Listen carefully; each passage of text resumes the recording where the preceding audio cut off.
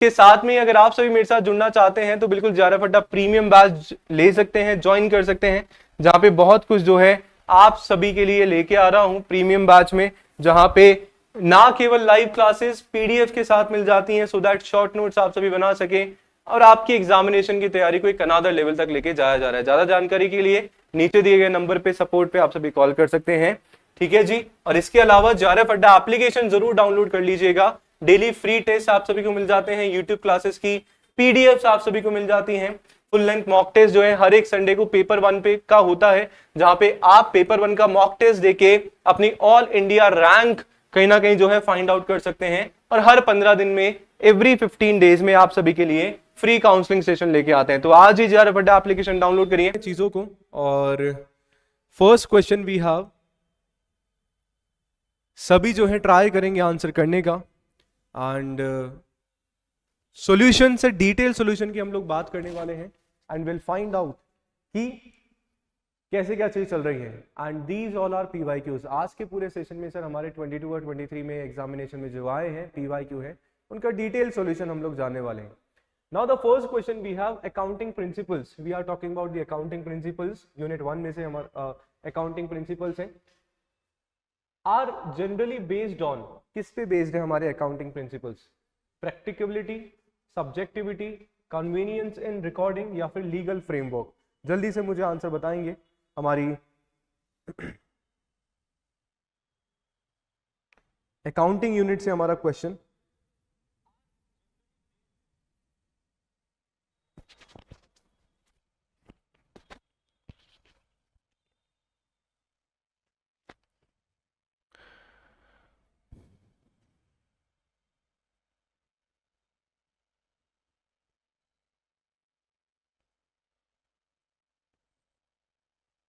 चलिए option number 1 that is प्रैक्टिकेबिलिटी। थोड़ा सा क्विकली करेंगे और थोड़ा सा फास्ट आंसर देने का ट्राई करेंगे तो चीज़ें जो हैं ज़्यादा जो हैं ऑफ कोर्स समझ में आपको आएंगी और मैक्सिमम क्वेश्चन जो है हम लोग ऑफ कोर्स कर पाएंगे।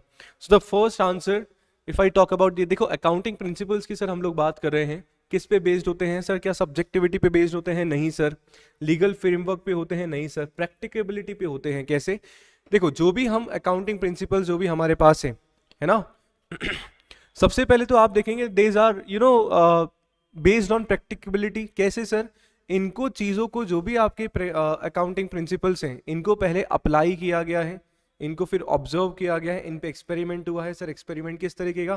पहले चीज़ों पे, पहले जो भी रूल्स एंड रेगुलेशन है उस पर अप्लाई करके हमने देखा, फिर हमने ये जाना कि सर ये चीज़ें जो हैं कहीं ना कहीं हमारे लिए फिट बैठ रही हैं। तो कहीं ना कहीं सर जो आपके अकाउंटिंग प्रिंसिपल्स हैं वो किस पे हमारे बेस्ड हैं? सर आपके प्रैक्टिकेबिलिटी पे जो है बेस्ड होते हैं।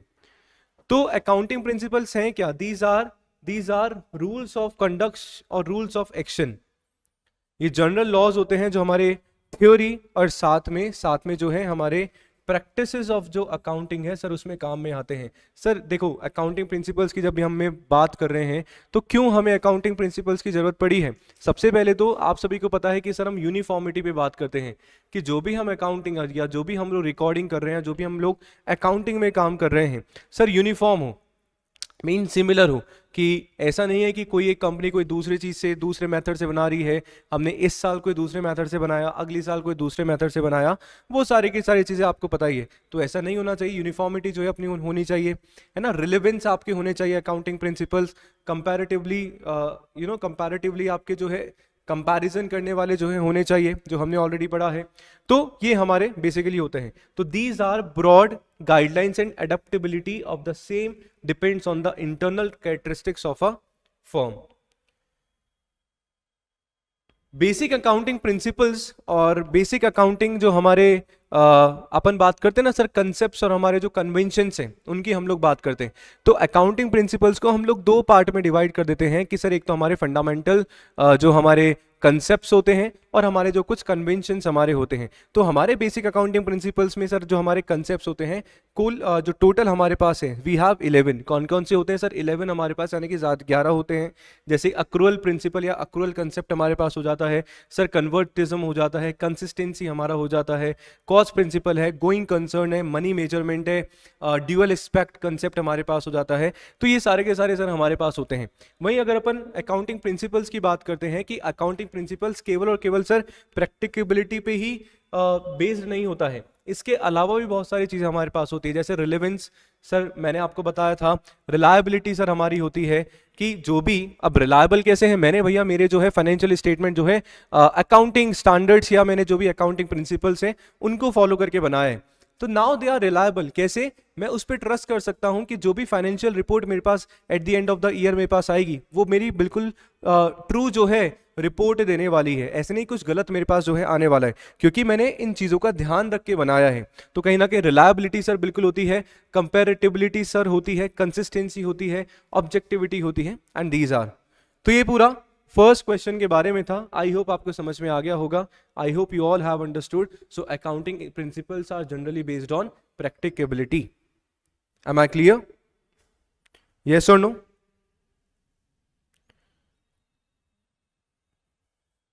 चलो, I hope it is clear to everyone. First question का जो आंसर था, सॉल्यूशन था detail. Now just come to the second question we have. Computation of overhead absorption rate. Computation of overhead absorption rate should be based on, किस पे based हमारा है? Maximum capacity, practical capacity, idle capacity और normal capacity. बताएंगे answer everyone. Try to give the answer.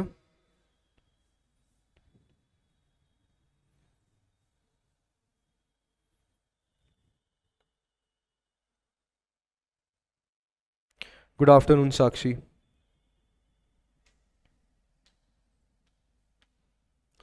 Computation of overhead, we are talking about overhead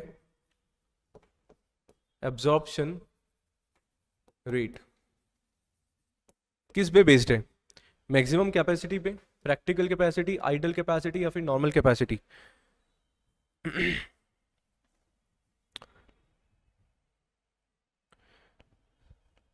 second is be according to the Sakshi, and Tanpura boy is saying option number 4, normal capacity.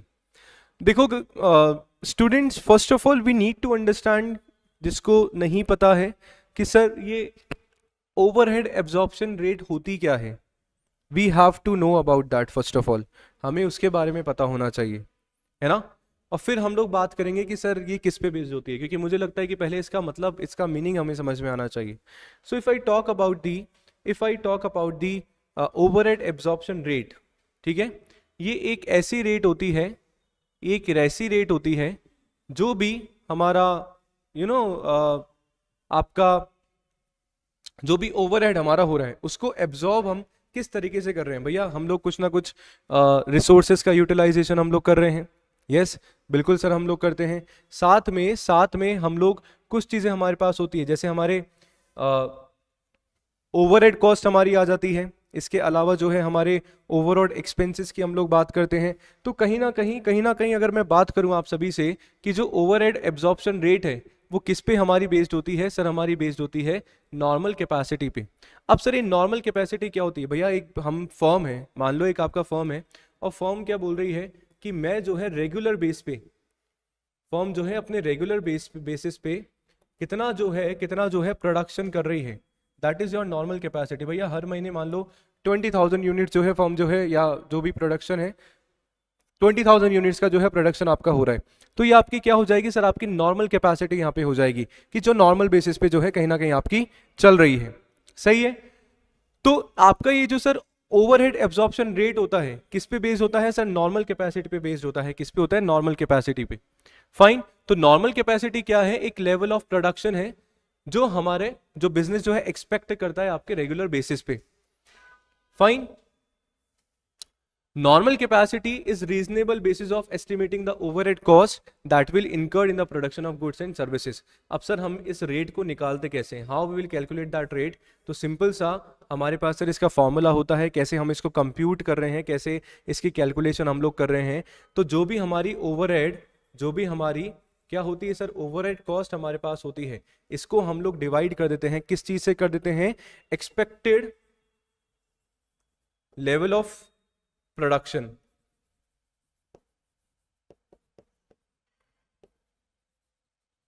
Expected level of production से. और हमारे पास sir क्या आ जाता है? हमारे पास आ जाता है over rate per unit of activity. Per unit का जो है यहां पे आप सभी के पास निकल के आ जाता है.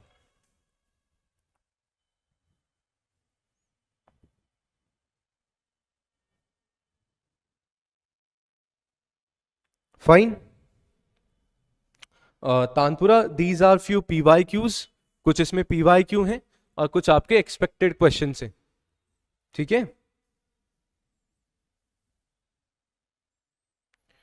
अब PYQ अगर अपन कर रहे हैं, प्रीवियस ईयर क्वेश्चंस अपन कर रहे हैं, तो मेरा तो अप्रोच बच्चा ये रहता है कि इसमें सारे जो हमारे पास ऑप्शन है PYQ करने का सर तरीका हमारे पास होता है कि क्वेश्चन देखा, उसका सोल्यूशन देखा, आगे बढ़े.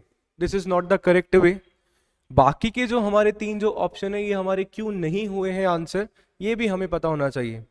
और इसके अलावा बाकी की जो 3 चीजें आपकी है क्या, ये मैक्सिमम कैपेसिटी क्या है, प्रैक्टिकल कैपेसिटी क्या है, आइडल कैपेसिटी क्या है, ये क्या होती है, we must know about that.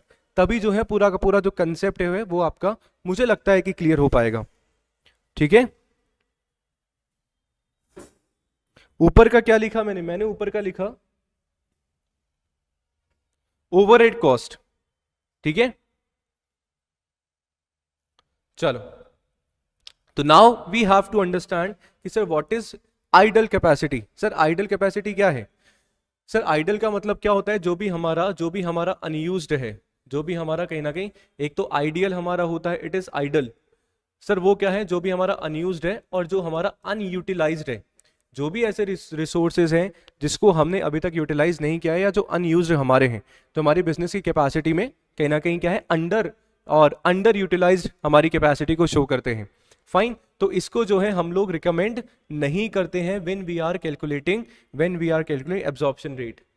Same as it is sir हमारी मैक्सिमम कैपेसिटी होती है. मैक्सिमम कैपेसिटी सर नाम से ही हम लोग समझ सकते हैं highest level of production. Highest level of production कि भैया आपका जो बिजनेस है कितना मैक्सिमम जो है लेवल ऑफ प्रोडक्शन कर सकता है. एक नॉर्मल कैपेसिटी की हमने बात करी हुई स्टार्टिंग में कि सर नॉर्मल कैपेसिटी में क्या था कि रेगुलर बेसिस पे हम लोग कितना कर रहे हैं. नॉर्मल कैपेसिटी है, मैं एक्सपेक्ट कर रहा हूँ कि 20,000 यूनिट मेरा प्रोड्यूस हो जाएगा. पर हो सकता है मैंने रिसोर्सेज जो है बहुत ज़्यादा लगा दिए, मैंने वर्क फोर्स जो है बहुत ज़्यादा लगा दी. अब उससे कहीं ना कहीं मैं एक पोटेंशियल चेक करने की कोशिश करूंगा कि कितना जो है मैक्सिमम आउटपुट तक जो और मैक्सिमम रिजल्ट तक जो है मैं पहुंच सकता हूं.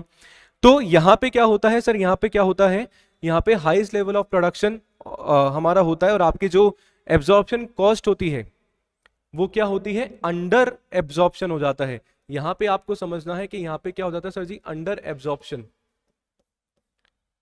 वही प्रैक्टिकल कैपेसिटी हमारी क्या होती है, the level of practical capacity में change over the time as business acquires new resources. अब प्रैक्टिकल कैपेसिटी का मतलब क्या है कि बहुत सारे कुछ भी भैया मान लो आपको अपने प्रोडक्शन में या बिजनेस में कुछ इंप्रूवमेंट करना है, कोई चेंज, आप तो अपने रिसोर्सेज में ही चेंज कर रहे हो या आपकी जो मशीन है सर उसमें ही आप चेंज कर रहे हो. तो उस चेंज करने से भैया आपके प्रोडक्शन में कितना चेंज हो रहा है, कितना चेंज हो रहा है, वो हमारा प्रैक्टिकल कैपेसिटी पे कहीं ना कहीं क्या होता है सर जी, बेस होता है. और ये एक्यूरेट कहीं ना कहीं अगर हम हमारे एब्जॉर्प्शन रेट को निकाल रहे हैं तो प्रैक्टिकल कैपेसिटी को भी हम लोग इंक्लूड नहीं करते हैं या इसको रिकमेंड नहीं हम लोग करते हैं.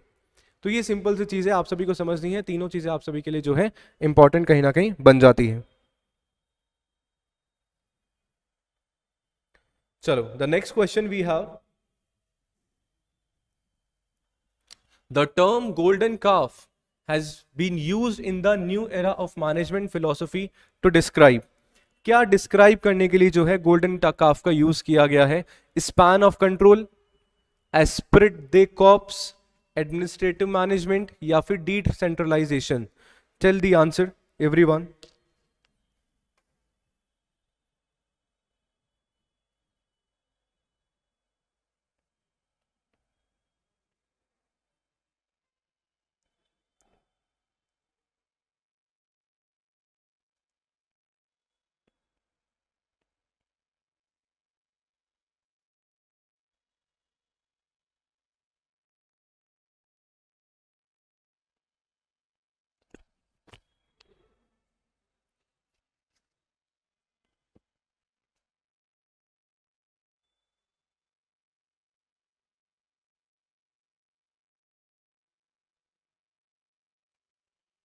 Yes, what's the answer?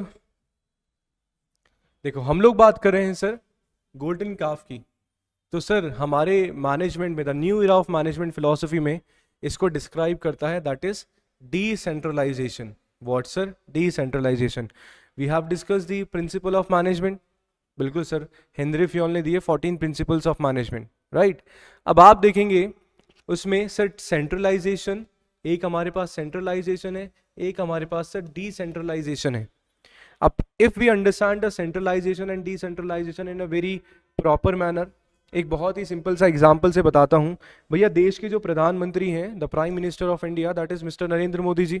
अब नरेंद्र मोदी जी बोलते हैं कि कोई भी स्टेट को जो है पावर नहीं होने वाली है, सारे के सारे जो इंपॉर्टेंट डिसीजन है, जो भी अथॉरिटी मेरे पास रहेगी, मतलब पूरे जो कंट्री की जो अथॉरिटी है ना वो मेरे पास ही रहने वाली है, I am not going to give that.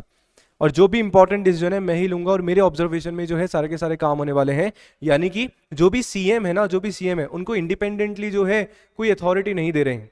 तो कहीं ना कहीं पूरी पावर जो है एक ही हैंड में हो रही है, तो कहीं ना कहीं वो हमारा क्या है सर? सेंट्रलाइजेशन है। Where if I talk about the decentralization, कि भैया पीएम है और पीएम जो है थोड़ी बहुत जो भी चीजें हैं जैसे स्टेट की जो भी अथॉरिटी है सारे सीएम के पास जो है कहीं ना कहीं, यानी कि चीफ मिनिस्टर्स के पास है। तो हमारा कहीं ना कहीं सर क्या हो जाता है? वो हो जाता है हमारा डिसेंट्रलाइजेशन।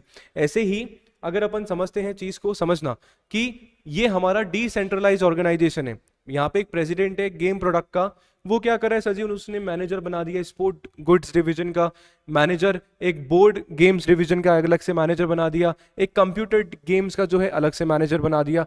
तो जो भी उनकी प्रोडक्ट है ना उसको कैटेगराइज करके अलग अलग डिपार्टमेंट के जो है मैनेजर बना दिए, और उनकी पावर्स और अथॉरिटी को है वो भी सर क्या कर दिया? डिवाइड कर दिया अमंग दी डिफरेंट मैनेजर्स। तो वो हमारा कहीं ना कहीं क्या होता है सर जी? डिसेंट्रलाइजेशन होता है, एज वी हैव डिस्कस। और सेंट्रलाइजेशन ऑर्गेनाइजेशन में क्या हो रहा है सर जी? ये हमारे प्रेसिडेंट साहब हैं, ये ही पूरा का पूरा जो है, पूरा का पूरा जो कंट्रोल है वो केवल और केवल इनके ही हाथ में है, कोई अथॉरिटी जो है इन्होंने नहीं दी है। तो वो कहीं ना कहीं हमारा क्या हो जा रहा है? डिसेंट्रलाइजेशन हो जा रहा है। ठीक है, बताइए समझ में आया? Understood? Sir span of control की हम लोग बात कर रहे हैं, we are talking about the span of control. Sir span of control क्या है? सर स्पैन ऑफ कंट्रोल क्या है कि सर आपका ये जो भी आपका बॉस है, उस पर्टिकुलर बॉस पे जो है और कितने आपके पास सबऑर्डिनेट्स हैं, और कितने सबऑर्डिनेट्स हैं। जैसे कि अगर मैं बात करूं आप सभी से, तो अगर आप समझने की कोशिश करते हैं तो भैया ये जो है बिल्कुल आपका जो है बॉस है। अभी बॉस जो है और कितने लोगों, और कितने जो है इसके अंडर में जो है काम कर रहे हैं, कितने सबऑर्डिनेट्स हैं, that is span of control, कि इसकी जो कंट्रोलिंग पावर है और कितने जो है एम्प्लॉइज पे हैं। अब जो आपका स्पैन ऑफ कंट्रोल है सर, एक आपका वाइड भी हो सकता है और एक आपका क्या हो सकता है? नैरो भी हो सकता है। ठीक है, सही बात है सर। नेक्स्ट हमारा होता है एस्पिरिट दे कॉर्प्स, यानी कि it is the one of the principle of management was given by Henry Fayol. Sir उन्होंने क्या बोला कि we just have to use we instead of I, कि जो भी मैनेजर है उसको ये नहीं बोलना है कि मैंने ये काम किया, मैंने ये काम किया, मैं ये काम करके दे रहा हूं, है ना, मैंने सारे के सारे जो है गोल्स जो है अचीव करे हैं। नहीं सर, मैनेजर जो भी है हमारे टॉप लेवल मैनेजमेंट में पॉलिसीज बन रही हैं, मिडिल लेवल मैनेजर्स उनको एग्जीक्यूट करने का काम कर रहे हैं, पर रूट लेवल पे जो काम कर रहा है, ग्राउंड लेवल पे जो काम कर रहे हैं सर, कौन कर रहे हैं? सब ऑर्डिनेट्स और एम्प्लॉयज जो है काम कर रहे हैं। तो we can't say like as a manager we can't say कि सर हमने जो है सब कुछ किया है, भैया पूरी टीम ने साथ में किया है ना। तो टीम को साथ में लेके चलना होता है, और ये हमारा एस्पिरिट दे कॉर्प्स जो है बताता है आपका one of the principle of management. Fine, clear?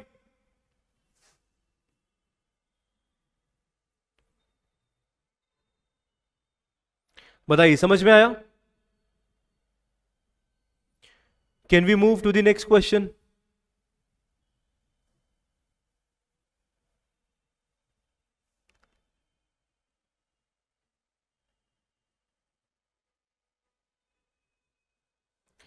चलिए, all right, now we have the next question for you. बताएंगे, ट्राई करेंगे आंसर देने का। चलो, again one of the important sir question हो जाता है हमारा मैनेजर्स रूल। यूनिट नंबर 1 से हमारा क्वेश्चन है। तो managers who take corrective actions in case of deviation from the performance standards and in response to unforeseen problems are called resource allocators, disturbance handlers, monitor and negotiators. Try करो answer करने का, क्या answer आप सभी देने वाले हैं जल्दी से।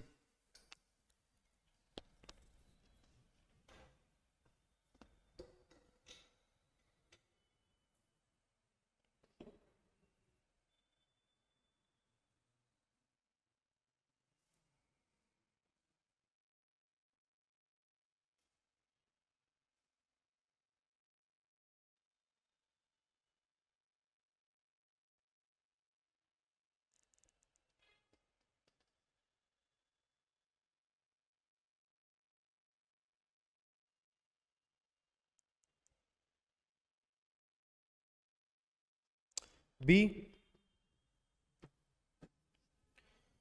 All right, all right sir. देखो सबसे पहले तो important we need to understand the question कि मैनेजर क्या कर रहे हैं सर जी, करेक्टिव एक्शन ले रहे हैं। क्यों ले रहे हैं? उन्होंने क्या बोला, दे हैव सेड कि we just have to produce 20,000 units, है ना, they have set the standard. अब स्टैंडर्ड उन्होंने सेट किया, पर एक्चुअल में अगर उन्होंने देखा तो उनका जो है 17,000 यूनिट जो है प्रोड्यूस हुआ है। कहीं ना कहीं सर डेविएशन आ गया बीच में, 3,000 का बिल्कुल सर डिफरेंस हमारा यहाँ पे देखने को मिला, कम हो गई हमारी यूनिट्स प्रोड्यूस। तो अब क्या करेगा सर, मैनेजर जो है यहाँ पे करेक्टिव एक्शन लेने वाला है कि क्यों हुई। Manager will try to find out the reasons कि इसके पीछे के क्या क्या रीजन हो सकते हैं, क्यों ऐसा हुआ। And in response to unforeseen problems, तो सर मैनेजरियल रोल्स के हम लोग बात कर रहे हैं, और ये काम कौन करेगा, that is option number B, disturbance handlers. क्या होगा? Option number B, disturbance handlers. तो मैनेजरियल, मैनेजमेंट के रोल या मैनेजर्स के सर हमारे रोल होते हैं मेजरली 3 टाइप्स में जो है हम लोग डिवाइड करते हैं आपके मैनेजर्स के रोल को। First we have interpersonal role, second we have informational role and the third we have decision role. और डिसीजन रोल के अंदर सर आता है हमारा डिस्टर्बेंस हैंडलर। भाई डिसीजन ही तो ले रहा है। आप देखेंगे कि हमारी जो भी स्टैंडर्ड परफॉर्मेंस है, एक स्टैंडर्ड टारगेट हमने सेट करा और एक्चुअल परफॉर्मेंस से हमारे नहीं मैच हो पा रहा है, कुछ डेविएशन हमारा आ रहा है, तो कहीं ना कहीं उस पर डिसीजन लिया जाएगा कि क्यों आ रहा है, सो दैट वो नेक्स्ट टाइम में वापस से चीज़ें जो है रिपीट ना हो। ये भी तो हमें देखना है, इस बार का हमें देख लिया कि भैया गलती कहाँ हुई है, ये भी तो देखना है कि नेक्स्ट टाइम वो गलती नहीं रिपीट हो, उसके लिए भी तो we have to work at the present. तो मैनेजर सर, जो मैनेजर्स के रोल होते हैं, first we have interpersonal role, जहाँ पे फिगर हेड लीडर का काम करता है। Informational role we have monitor, disseminator और स्पोक पर्सन। थोड़ा सा डिटेल में और हम लोग जान लेते हैं इनके बारे में। तो सर इंटरपर्सनल रोल में क्या होता है सर जी, कहीं ना कहीं जो है मैनेजर्स और उसके जो सबऑर्डिनेट्स या फिर जो उनके एम्प्लॉयज होते हैं, उनमें कहीं ना कहीं जो है इंटरपर्सनल रिलेशनशिप जो है पाया जाता है। और मैक्सिमम जो मैनेजर्स का टाइम है सर इसी में जो है कहीं ना कहीं स्पेंड होता है। तो first we have figurehead, यानी कि जो भी आपका ऑर्गेनाइजेशन है, एक रिप्रेजेंट जो है मैनेजर एक पूरी ऑर्गेनाइजेशन को करता है, और साथ में पूरी की पूरी जो टीम है सर उसको मोटिवेट करने का भी काम करता है। लीडर सर टीम को लीड करता है, चाहे एक डिपार्टमेंट हो और पूरी टीम के साथ सर जी जो भी हमारे प्री प्लान्ड हमारे जो ऑब्जेक्टिव्स हैं, manager will try to achieve them with the employees and the subordinates. And बिल्कुल मैनेजर कहीं ना कहीं सर हमारा एक टीम लीडर जो है हो सकता है। एंड लाइसेंस का मतलब क्या है कि सर एक डेवलप करता है, और जो भी आपके इंटरनल और जो भी आपके एक्सटर्नल रिलेशनशिप्स हैं, है ना, उनको डेवलप करना और मेंटेन करने का काम होता है। देन वी हैव इंफॉर्मेशनल, कि सर किसी को मैनेजर का एक और क्या काम होता है सर, जो भी इंफॉर्मेशन से पास कराना है, बताना है आपके जो भी सबऑर्डिनेट्स हैं कि like that we have to do, हमें ये करना है, we have to achieve that goal, हमारा इस बार का टारगेट ये है। तो एक मॉनिटर का काम करता है, प्रॉब्लम्स को आइडेंटिफाई करना है, जो भी आपकी अपॉर्चुनिटीज हैं उनको फाइंड आउट कर रहा है। डिसिमिनेटर का काम कर रहा है, जो भी आपका डाटा और जो भी कम्युनिकेशन का काम कर रहा है, सो दैट इफेक्टिवली जो है हमारा वर्क हो पाए। And it tries to work as a spokesperson also, कि speaks for the organization and defending the company's interest. Fine. And the last we have decisional work also done by the managers. First we have entrepreneur. Sir, manager is an entrepreneur also. कि जो भी हमारे business है या जो भी आपकी firm है, ऑर्गेनाइजेशन है, उसमें इनोवेटिव तरीके से हमें कैसे काम करना है, और how can we do work with the innovation, because कहीं ना कहीं बिजनेस में हमारे ऑर्गेनाइजेशन में विदाउट इनोवेशन काम हो रहा है, तो कहीं ना कहीं हम लॉन्ग टर्म के बारे में नहीं सोच रहे हैं। Next we have disturbance handler, जो हमारे क्वेश्चन में था कि इट फिक्स द प्रॉब्लम, जो भी प्रॉब्लम उसको आइडेंटिफाई करता है, फिक्स करता है, उसके रिगार्डिंग जो है डिसीजन लेता है, एंड देन आफ्टर जो है he tries to maintain the productivity.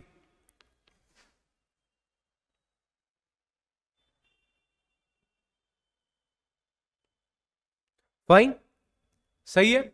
चलो, तो these are the few roles of the manager. I hope it is clear to everyone. Now we are talking about the managerial economics. So managerial economics is concerned which of the combination of the following? Just tell the answer. Yes, Sakshi, it is given by Mintzberg. Absolutely. When we gonna have the class on practicals? Very soon, Raj, very soon. And these are the mixed PYQs and MCQs. ठीक है, तो अभी जो अपन important 500 questions कर रहे हैं उसमें theory plus numericals वाले जो आपके प्रैक्टिकल्स के जो क्वेश्चंस हैं वो आपको देखने को मिलने वाले हैं. ठीक है,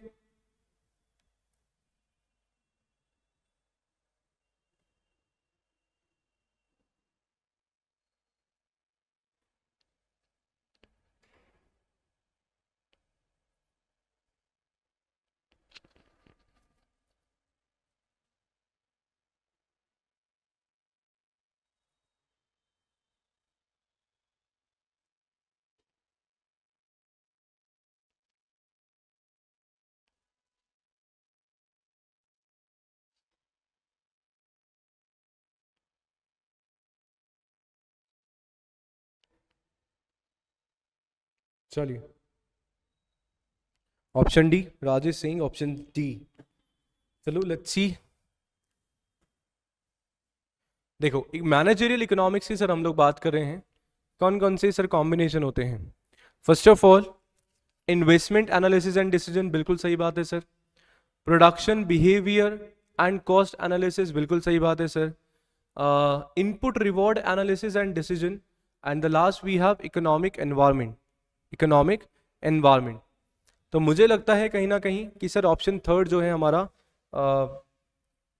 बिल्कुल जो है डाउटफुल हमारा है कि सर मैनेजरियल इकोनॉमिक्स का काम जो है, जो भी आपके रिवॉर्ड, इनपुट रिवॉर्ड को एनालिसिस करना और फिर डिसीजन लेना नहीं होता है, आपके इकोनॉमिक एनवायरनमेंट को फाइंड आउट करना होता है. तो अगर मैनेजरियल इकोनॉमिक्स को सर अब दो पार्ट में डिवाइड करते हैं, तो सर एक तो हमारा माइक्रो होता है as you all know, and the one we have macro economics. Sir micro economics जो है आपके मैनेजरियल इकोनॉमिक्स में किस चीज़ से डील करता है, किस चीज़ के डील करता है कि सर जो भी आपके ऑपरेशनल इश्यूज हैं, जो भी क्या है आपके बिजनेस के, आपके ऑर्गेनाइजेशनल के जो भी आपके ऑपरेशनल इश्यूज हैं, जैसे आपके थ्योरी ऑफ डिमांड हम लोग पढ़ते हैं, प्रोडक्शन कॉस्ट के बारे में हम लोग पढ़ते हैं, इलास्टिसिटी के बारे में सर हम लोग पढ़ते हैं, है ना sir. If I talk about the macro economics, जहाँ पे कहीं ना कहीं हम लोग जो है एक्सटर्नल हमारे जो इकोनॉमिक एनवायरनमेंट है उसकी हम लोग जो है कहीं ना कहीं बात कर रहे होते हैं. थोड़ा सा और इसको समझते हैं कि जो भी हमारे मैनेजरियल इकोनॉमिक्स है उसके जो स्कोप है ब्रॉडली हमने टू पार्ट में डिवाइड कर दिया. The first we have micro economics, जो किस पे हम लोग पढ़ते हैं, जो भी आपके ऑपरेशनल इश्यूज हैं, जो भी आपके ऑर्गेनाइजेशन के ऑपरेशनल इश्यूज हैं उनको सॉल्व करने के लिए, जहाँ पे क्या क्या सर थ्योरी ऑफ डिमांड हम लोग करते हैं, theory of production and production decisions हम लोग पढ़ते हैं, जहाँ पे pricing theory and market structure के बारे में पढ़ते हैं, प्रॉफिट एनालिसिस के बारे में पढ़ते हैं, theory of capital and investment हम लोग पढ़ते हैं. Various if I talk about the macro economics, जो अप्लाई करता है जो भी हमारे बिजनेस एनवायरनमेंट है उसके बारे में, चाहे आपका इकोनॉमिक हो गया, सोशल हो गया, पॉलिटिकल हो गया, जो भी आपके एक्सटर्नल और इंटरनल एनवायरनमेंट है उसके बारे में जो है हम लोग डील करते हैं मैक्रो इकोनॉमिक्स में. सो दैट्स वाई सर हमारा जो ऑप्शन होने वाला है that would be option number C, correct answer. Yeah, C option is more related to HRM. Absolutely. Not with the managerial economics. Right? I hope it is clear to everyone. Like ज़रूर कर दीजिएगा session को, and channel पे first time आए हैं तो subscribe जरूर करना है. मेरी जो क्लास है डेली इस वीक 2:45 पे आपके अपने चैनल जारा फड्डा पे होने वाली है, तो just stay connected with us. चलो नेक्स्ट क्वेश्चन, बहुत ही बढ़िया क्वेश्चन है, बताओ आंसर.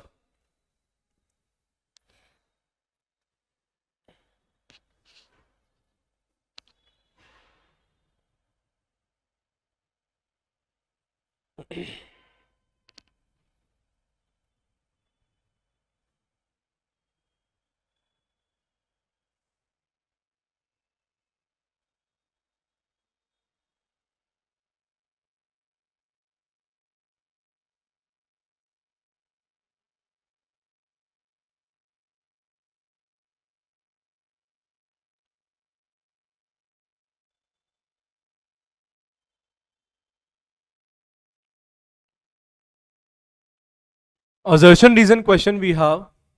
Assertion given है in the 21st century we are going to need a new generation of leaders, not the managers. And the reason is given, leadership is all about developing a vision for the future rather than just aligning the people by the communicating this vision and inspiring them to overcome hurdles. क्या correct answer है? बहुत ही simple question है. We can just say 6 का A बता रहे हैं Sakshi and Tanpura boy is saying question the solution is C. Okay, देखो दो चीजें होती हैं, अपन बात भी बिल्कुल करने वाले हैं. So in the assertion what is given कि न्यू जनरेशन में we need leaders. Of course sir, और लीडर्स हमें चाहिए, मैनेजर्स हमें नहीं चाहिए. क्योंकि कहीं ना कहीं अगर अपन देखें कि सर लीडर और बॉस जो होता है दोनों में डिफरेंस होता है कहीं ना कहीं, दैट वी विल डिस्कस अभी.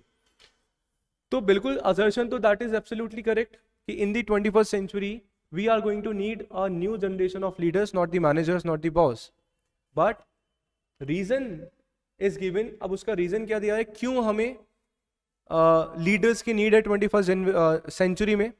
Because leader is all about the development, leadership is all about the developing the vision of future rather than कि leadership क्या है कि हम जो है फ्यूचर पर्सपेक्टिव के बारे में सोच रहे हैं, हम लोग ऑर्गेनाइजेशन के बारे में सोच रहे हैं, हम लोग टीम वर्क के बारे में सोच रहे हैं, हम लोग कहीं ना कहीं ग्रोथ मैक्सिमाइजेशन की तरफ जो है कहीं ना कहीं हम लोग जा रहे हैं.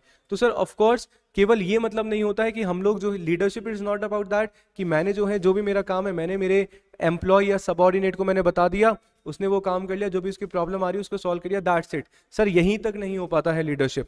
तो सर एब्सोल्युटली असर्शन भी हमारा सही है, रीजन भी हमारा सही है, और दोनों बिल्कुल सर कनेक्टेड भी हैं. दैट्स व्हाई हमारा option number C would be correct answer. C बिल्कुल जो है आपका यहाँ पे करेक्ट आंसर बन जाएगा.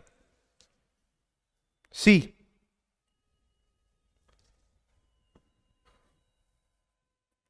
तो थोड़ा सा लीडर और एक बॉस में जो है डिफरेंस हम लोग देख लेते हैं. देखो सीधा सा जो मैं आपको तो जो बॉस होगा ना, बॉस केवल उसको सर काम से मतलब है ना. आपने इतना काम किया, दैट्स इट, खत्म. कभी भी वो जो है एक पर्सनल रिलेशनशिप की तरफ नहीं जाएगा. और जब भी आप देखते होंगे या कभी आपने पढ़ा भी होगा तो जो बॉस है कहीं ना कहीं जो है वो एक खुद के इंडिविजुअल गोल की तरफ, या अपन बात कर सकते हैं ना जो भी मान लो पूरा टीम वर्क ने जो भी काम किया है कभी पूरी टीम को क्रेडिट नहीं देता है. वो बोलेगा कि I have done this thing, मैंने ये काम किया है. वेरस सर जो लीडर होगा ना हमेशा जो है आपके टीम वर्क की तरफ जो है काम करेगा. तो बॉस होता है अथॉरिटी पे डिपेंड होता है, जबकि आपका जो लीडर होता है किस पे सर जी? गुडविल पे आपका बेस्ड होता है. जो आपका लीडर होता है sir ji as a coach काम करता है आपके पूरी की पूरी टीम का. जबकि जो बॉस होगा ना, बॉस एक डर का माहौल बना के रखेगा कि यार वो देख लेगा, कैमरे में से देख रहा होगा, पता नहीं क्या है. फिर आप सोचते हैं कि सर ऊपर वाला सब कुछ देख रहा है. वो ऊपर वाले में कैमरे में कौन देखता है सर जी? बॉस जो है जो पूरे अपने केबिन में से बढ़िया ठंडी एसी की हवा में जो है पूरे एम्प्लॉयज पे नजर रख रहा है. तो एक डर का माहौल जो है बॉस जो है बना देता है ना. हमेशा क्या बोलता है? मैं, यानी कि always use the word I, मैंने ये किया. वेयरएज सर ये जो लीडर होता है ऑलवेज सेज सर वी, कि हमने ये काम जो है कहीं ना कहीं किया है. फाइन. सर जो बॉस होगा ना कहीं लोगों का इस्तेमाल करता है, ही यूजेस द पीपल. लोगों को कैसे इस्तेमाल करना है? लोग उनका क्यों, जो बॉस को तो क्या है सर, जो भी एम्प्लॉयज हैं लाइक उसको कैसे ट्रीट कर रहा है सर, ये तो ह्यूमन रिसोर्सेज हैं, काम तो करवाना ही इनसे. बट जो कहीं ना कहीं जो लीडर होगा यूज करने पे नहीं सर जी, जो आपके ह्यूमन रिसोर्स हैं उनके डेवलप करने पे काम करता है कि लोगों को बनाना है, कैसे काम करने लायक जो है कहीं ना कहीं बनाना है. तो वो कहीं ना कहीं छोटी सी हमारी चीज हो जाती है. छोटा सा डिफरेंस हमारा हो जाता है बिटवीन बॉस एंड लीडर. ठीक है, चलो, I hope it is clear to everyone. Next question we have budgeting. Boss need profit outcome, whereas as leader needs to look at the whole team to do task. Absolutely. बिल्कुल राज,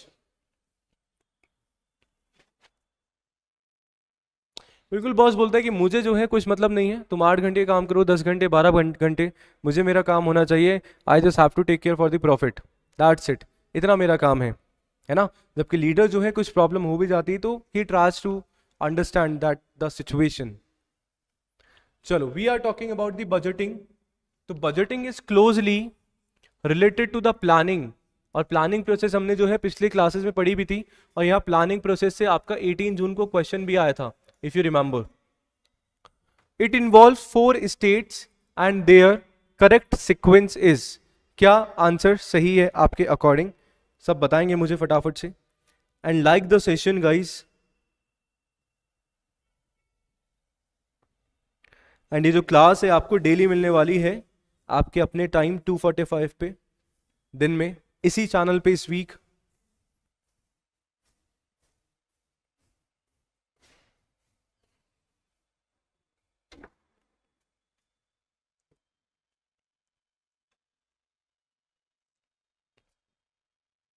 चलो sir, सबसे पहले first of all किस भी चीज हम लोग कर रहे हैं, पहले ही मैंने बताया था, whatever we are doing, first of all will set our objectives. हम लोग क्या करते हैं कि सर हमारे ऑब्जेक्टिव्स को सेट करेंगे कि why we are doing that, कि हमें करना क्यों है, और करना क्यों है तो करना भी क्या क्या हमें करना है। तो कहीं ना कहीं हमारे ऑब्जेक्टिव्स क्या है, हमारे गोल्स क्या है, हमारे एम क्या है, उनको हम लोग सेट करेंगे। तो सर जब भी आपके ऑब्जेक्टिव्स को सेट करने की आपकी बात आ रही है ना, तो नंबर 1 पे आने वाला है। अब नंबर 1 पे आते ही सर हमारे दोनों ऑप्शन तो पहले ही हमारे एलिमिनेट हो जाते हैं, दोनों ऑप्शन हमारे पहले ही एलिमिनेट हो जाते हैं। स्पेसिफाई द गोल्स, पहले हम लोग ऑब्जेक्टिव्स को सेट करेंगे, फिर हम लोग गोल्स को स्पेसिफाई करेंगे कि हमने ऑब्जेक्टिव कर लिया, अब उसके बाद हमारे गोल्स क्या हैं, उनको स्पेशलाइजेशन की तरफ हमने जो है कहीं ना कहीं बता दिया है। देन जो भी हमारी स्ट्रैटेजी है कि हम इस गोल को अचीव करने के लिए क्या हम लोग करने वाले हैं, then after we'll do that, and after the last हम लोग क्या करेंगे कि हमारे जो भी सर जी जो भी हमारे बजट है वो हम लोग उसको बनाने की तैयारी हम लोग करने वाले हैं। तो answer would be option number 1। First will set our objective, then will specify our goals, then after will laying down our strategies, and after that will do preparation of budget. This is the correct sequence, option number 1, option number A is the correct answer. ठीक है, पहले objective set होंगे, then भाई कुछ भी काम अपन कर रहे हैं तो पहले हमें देखना तो है हम क्यों उसको कर रहे हैं, why we have to do.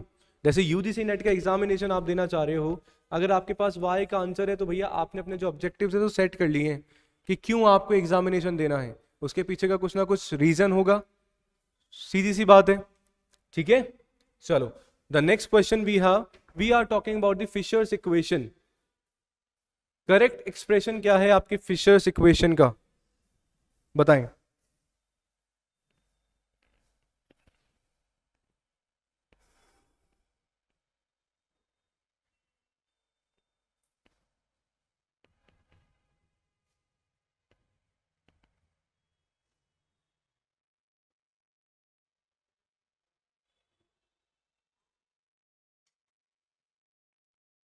N means here the annual nominal interest rate, R means here annual real interest rate, और P means here expected annual inflation rate। तो कौन सा हमारा जो इक्वेशन है फिशर्स इक्वेशन के अकॉर्डिंग कौन सा एक्सप्रेशन सही है, option number A B C D बताएंगे एवरीवन। तो सबसे पहले तो आपको पता होना चाहिए कि सर जो फिशर इक्वेशन है, 3 चीजों में हम लोग जो है रिलेशनशिप फाइंड आउट करते हैं with the Fisher's equation. The first we have nominal interest rate, second we have real interest rate, and the third we have inflation.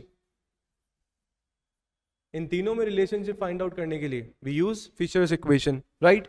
अब इसका सही एक्सप्रेशन क्या होता है, सही एक्सप्रेशन क्या होता है, कौन बताने वाला है। Answer you are giving 8th का बी, ओके। चलो the question the correct answer would be option number ए, यानी कि सर हमारा क्या होता है, क्या होती है फिशर इक्वेशन 1 + n, और n हम लोग क्या रिप्रेजेंट कर रहे हैं सर, n आपका है annual nominal interest rate is equals to 1 + r। Sir r को हम लोग क्या मेंशन कर रहे हैं, r that is annual real rate. Sir r fall real and r fall मतलब r से हमारा रियल रेट जो है हम लोग उसको कर सकते हैं, and multiply by 1 + p। Sir p किसको डिनोट कर रहा है, जो भी आपकी एक्सपेक्टेड आपकी इन्फ्लेशन रेट आपकी होने वाली है. So that would be the correct expression of Fisher's equation. Fine, option A is the correct answer. चलो, I hope it is clear. कुछ ज्यादा इसमें है नहीं, मैंने बता ही दिया है. इसका मुझे बताओ, देखिए. हाँ चलो, इसकी अपन बात करते हैं. Choose the correct option that state the type of leave facilities for a workers mention in the factories act. We are talking about the factories act 1948, है ना, उसकी हम लोग बात कर रहे हैं. तो उसमें जो है आपके कौन सी लीव की फैसिलिटीज आपके पास है?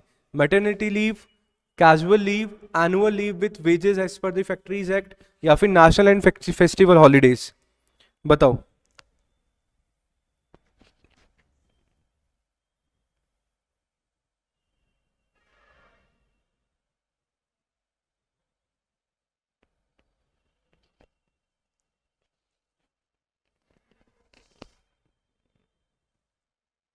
अच्छा, I would like to say, you just download the JRF Adda application.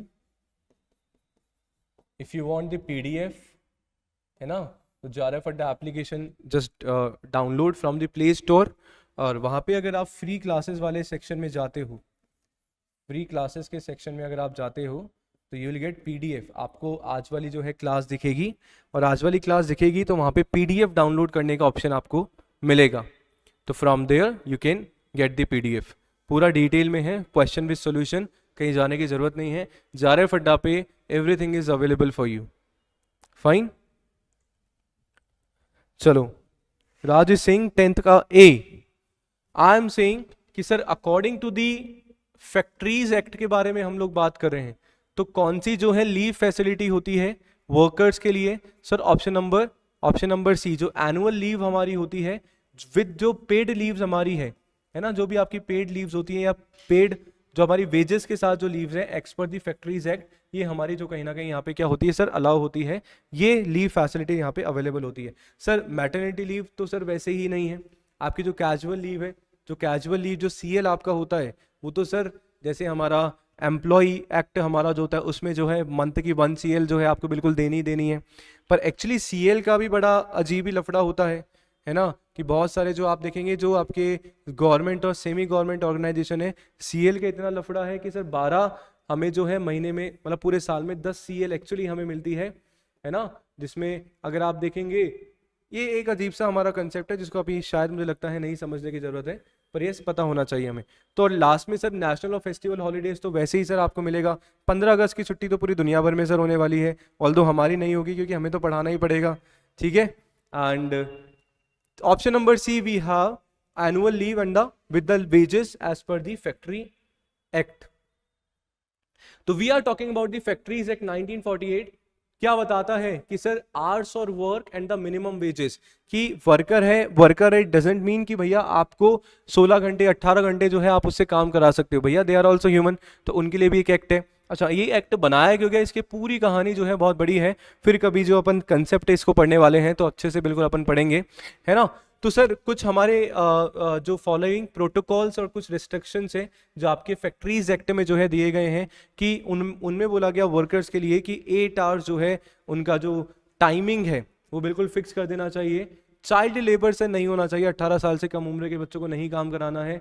जो भी वुमेन्स हैं जो रात को जो भी काम करते हैं, अगर रात को आप ड्यूटी दे रहे हो, नाइट ड्यूटी वुमेन्स को नहीं देनी है. और जो भी आपका जो भी आप पे कर रहे हो वो 8 आवर्स का है. अगर उससे ज्यादा आप काम करा रहे हो तो यू जस्ट हैव टू पे ओवर टाइम, है ना, एक्स्ट्रा पैसा आपको देना पड़ेगा. ठीक है. तो ये कुछ हमारे प्रोटोकॉल्स हैं. सर क्या ऑब्जेक्टिव्स थे हमारे फैक्ट्रीज एक्ट 1948 लाने के लिए, कि जो भी आपके वर्कर्स हैं उनको उनकी हेल्थ और उनके साथ जो है क्या नाम है उनकी सेफ्टी को हम लोग जो है प्रोटेक्ट कर सकें. To ensure that factories adhere to global best practices of the factories. कि अब कुछ देखो, कुछ भी रूल्स एंड रेगुलेशंस हम जो बना रहे हैं ना,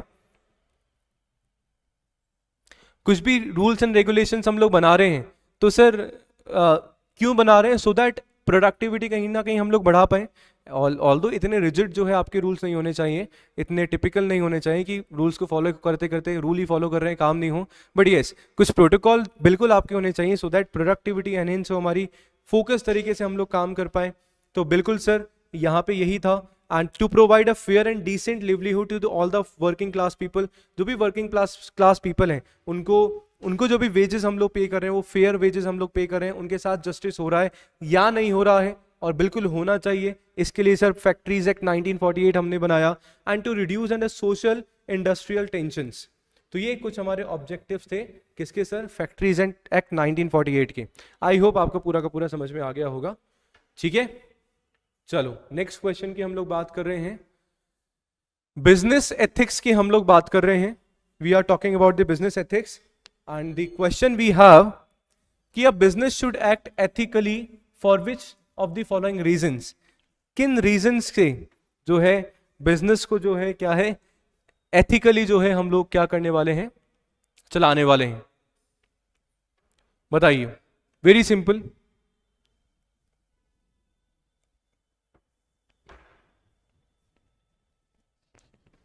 just like the session everyone।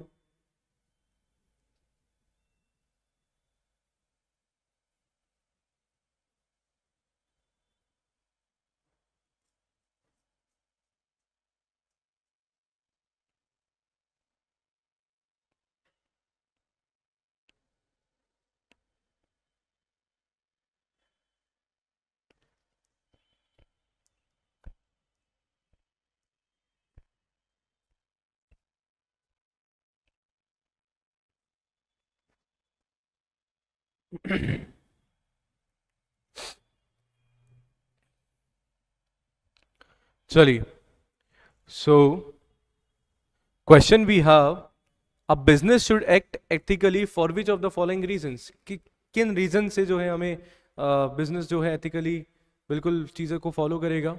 To prevent harm to the general public, बिल्कुल सही बात है। To meet stakeholders expectations, बिल्कुल सही बात है। To protect their own employ, बिल्कुल सही बात है। प्रॉफिट मैक्सिमाइजेशन के लिए हम लोग एथिकल यूज करेंगे क्या सर, वो तो कोई नहीं करता है ना। प्रॉफिट मैक्सिमाइजेशन जो है हमारा फोकस बिल्कुल रहता है। तो 1 2 3 हमारा बिल्कुल करेक्ट आंसर हो जाएगा। Option number A would be correct answer. Option number ए 1 3 4 नहीं, 1 2 3 सर। 4 तो प्रॉफिट मैक्सिमाइजेशन में हम लोग एथिकली क्या ही करेंगे।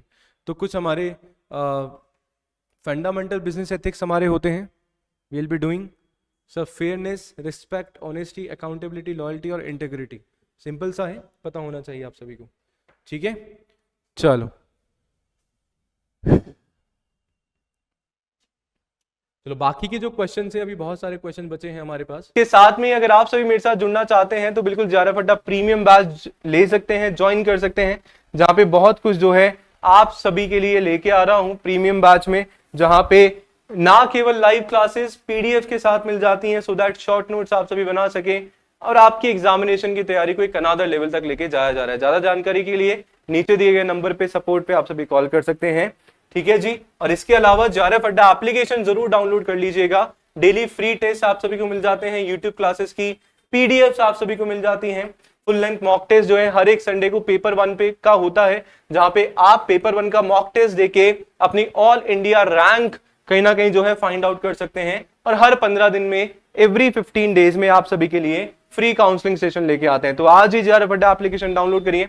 मिलते हैं कल शाम को सेम प्लेटफॉर्म, सेम जगह, सेम टाइम पे आपके अपने प्लेटफॉर्म कॉमर्स स्पॉटलाइट बाय जारफ अड्डा पे। Thank you so much for watching मी। धन्यवाद, शुक्रिया, नमस्कार, थैंक यू।